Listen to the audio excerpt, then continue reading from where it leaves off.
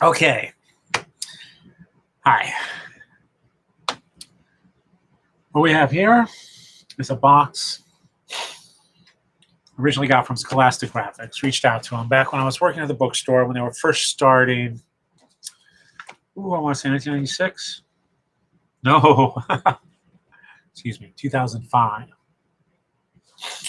2005, Scholastic books. Best known for Harry Potter. Best known for the book fairs, book clubs. Back in my day, we used to get the Weekly Reader. And we also had a book catalog that came through. Most of that stuff was published by Scholastic, not redistributed by Scholastic. So that's what they're known for, Scholastic. One of the biggest children's publishers in the United States, even before Harry Potter. That's all they did. So they see graphic novels are becoming popular. Manga is exploding thanks to Pokemon after 1999. YA, librarians love it. It's exploding rapidly. It's the next big thing in book selling. So, of course, a lot of publishers, a lot of non-traditional comics publishers like Scholastic think, hey, we should get in on this. Thankfully, by that time, you also had librarians, also comics fans themselves. There was no longer a stigma. So they decide to start their Scholastic Graphix imprint. And you can see it right there on the spine. All right? And no brainer, really. They launched the imprint with Jeff Smith's Bone, a popular title, originally not really published for kids. Published by Jeff Smith back in '95, I believe. I don't know what the original copyright is on this. 1991, 1992. He had done, through his own publishing company, Cartoon Books, had done large format reprints of Bone, what I think were the first 2 volumes that eventually published in this series. Black and white, beautiful, nice books. Distributed through Ingram, one of the few rare graphic novel publishers in the mid-90s who was available to book trade and libraries. He was selling that as reprints. A few years later, my friend, mentor, boss, Heidi McDonald, who was then a comics editor at Disney Adventures magazine, the Digest. She was a cartoon editor. She starts reprinting this smaller, but in color, which leads to this because, right? So Scholastic starts printing this. I, of course, already know what Bone is. Everybody in comics knows who Bone is. This time he was being published, but he went over to Image, so he didn't have to deal with all the small press business paperwork. And so Scholastic selects this as one of their first books in their first season, 2005. So I contact David Saylor, editor-in-chief, publisher. I don't know what his title is now, but head honcho over there. Reached out to him, said I was excited. This is while I'm at the Barnes & Noble bookstore at Lincoln Center. And he sent me this box from Scholastic, right? Not really surprised, not really expecting it, but just wanted to make the connection. And, pardon me. Yes.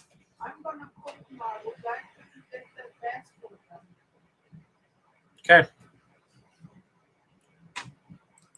Sorry for the interruption.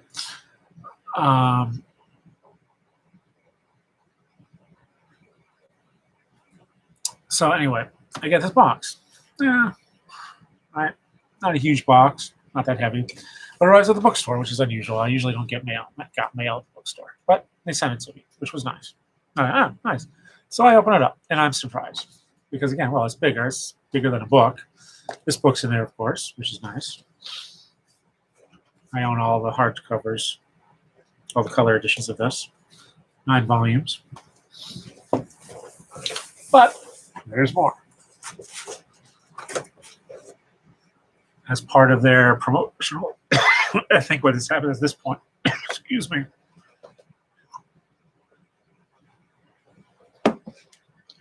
At this point, they've already done the promotional, so stuff was, I have an extra, stuff was lying around.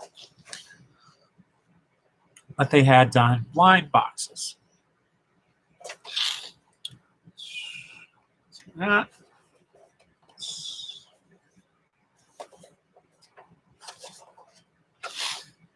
$2.50, cartoon books, UPC, and I'll put this in the description, 809-752-200504 from Cartoon Books.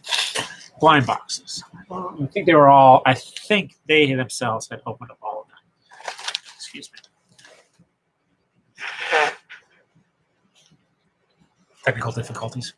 So I think they had already opened them, or Cartoon Books had opened up. So I think these are all the same. But what we have here is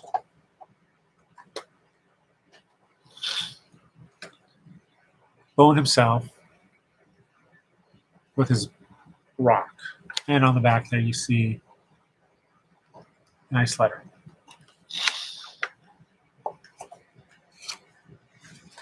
You have 3, 4, 5, 6 characters in here.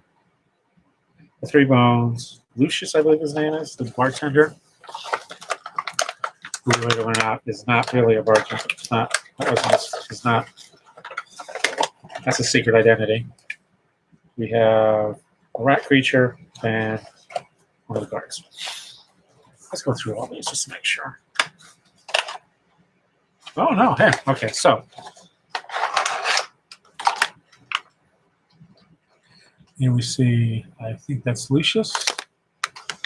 Let me just go into the book and find out. I should know this as soon as they show up, right? I don't know if he's in the first one. There's one. Right.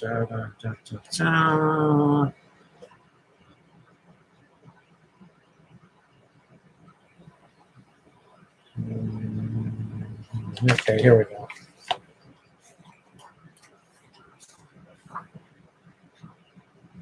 Barrel Haven's the name of this bar.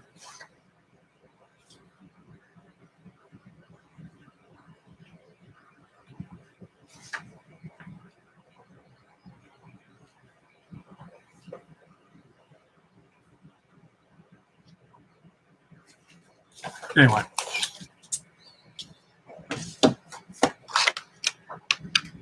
Beautiful. Nicely done. Again, these are figurines. No terms of articulation. But the detail on them is fabulous.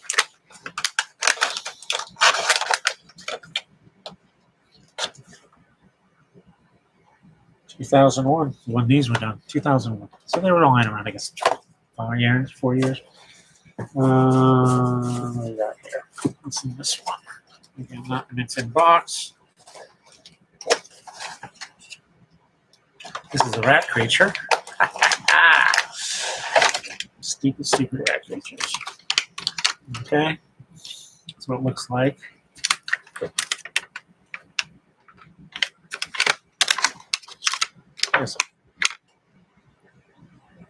There he is out of the box. Such a cute little oogie woogie. Ooh. Okay.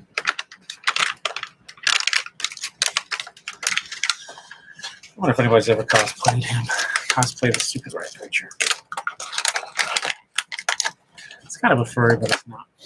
And number 4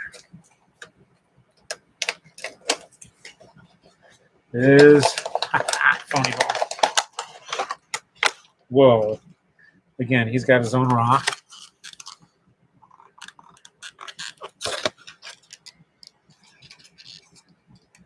That's hefty too. He's eating a taco. You see that? Taco. All right. Man, it looks like a taco. It's not a meat pie, it's a taco. Wow. Ah.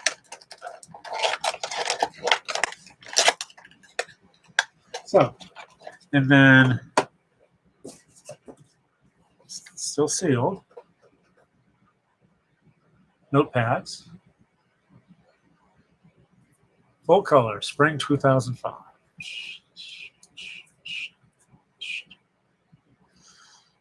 Made by NoteCube.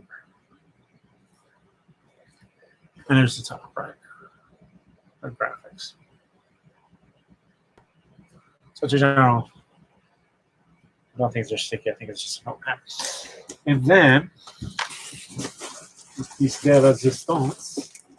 Wait a moment, there's more on the bottom, but this is the big thing. This, I believe, okay, graffiti, good stuff. Extra large sweatshirt, which I love. They really don't make sweatshirts anymore with characters on them. Now they go to hoodies, which is fine. These hoodies are more functional because you got that pocket and you got the hood. But really, when I was back in the day, put a polo shirt, put this over the polo shirt, you're good for school, right? I wonder if they made more of these. I should look online to see if they got more. Jeff Smith, if you're watching, more, please. Okay. And at the bottom, then we've got, and this is very wrinkly, you can see there,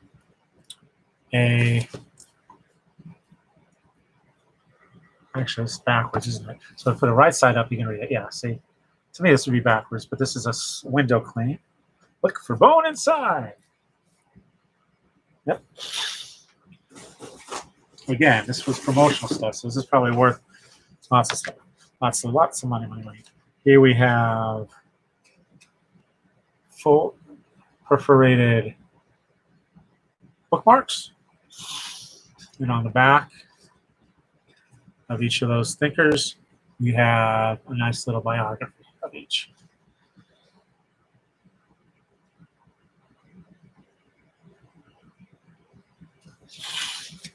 And this one is similar. So two of them. Right. And then I believe this was the letter they sent me. January 19th, 2005.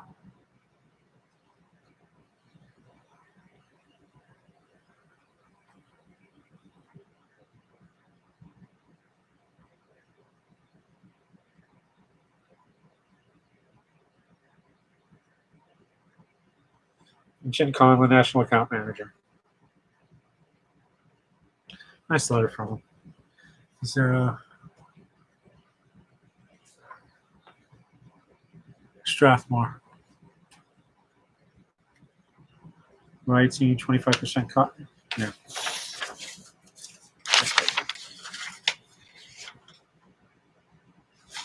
So, and that is that. Hope you enjoyed that. If you haven't read it, really, you should. One of the funny things about Bone was, so Scholastic was issuing the color editions, I think twice a year. So I'm working at Barnes & Noble, Lincoln Center. And we get kids coming in, and they're fans of the books. These kids don't want to wait for, they're halfway through. They don't want to wait for the color editions to come out. So they come over to the adult section of graphic novels, and they buy the complete Bone, about yay thick, black and white collected edition volume for $50. So Scholastic, well, not Scholastic, Jeff Smith sold the book twice. If you can find that hardcover collection, that one volume, highly recommend it.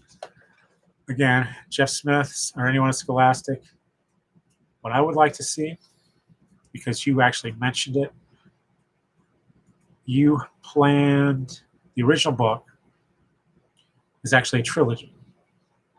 It's 9 volumes. Each 3 books is a season. And I would like to see basically a 3-in-1 volume, 3 volumes, slipcase it if you want, of Bone. I don't know how, I've not looked back and read it as a set of trilogies, but I know that's part of the story structure on this. So, and hey, Jeff, if I see you again at a convention, I know you don't do too many. I really need to get out. Guys, you really need to get out to Columbus, Comics Crossroads. He helps run that show. It's at Ohio State University sponsors it. Ohio State University has an actual comics museum on their campus of tons of original art. Calvin and Hobbes was a big one. The remnants of the Cartoon Art Museum that Mort Walker from Last Witch of Which was at Boca Raton. His collection is there. It's a comics museum, but Comics Crossroads is just, I mean, it's not a Comic-Con. It's more of a comics arts festival, but great creators. Jeff Smith, of course, is local there. There's other people in the Ohio area that's local. And just a great show if you're serious about comics. I'll put the link in the description below as well. Jeff Smith, as always, is producing other things. I have no idea what he's working on now. I've kind of lost track. There's always so much other stuff to do. But again, he's one of those guys, one of those creators on my list. Whatever he's doing, I'm going to take a look. Variety of stories. Rassel, RESL, was an adult science fiction story, which was kind of cool. But again, it's not originally aimed for kids, but it is suitable for kids. Your library should definitely have a copy. You want to get kids started on comics, this is usually a good place to start. Good fantasy, humor. Gets a little darker towards the end, but it's still a good, great story, great artwork. Here we go. Here's a winter scene with the rat creatures. Imagine that in black and white. A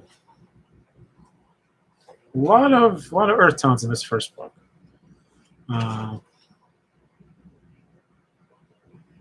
So that's that box.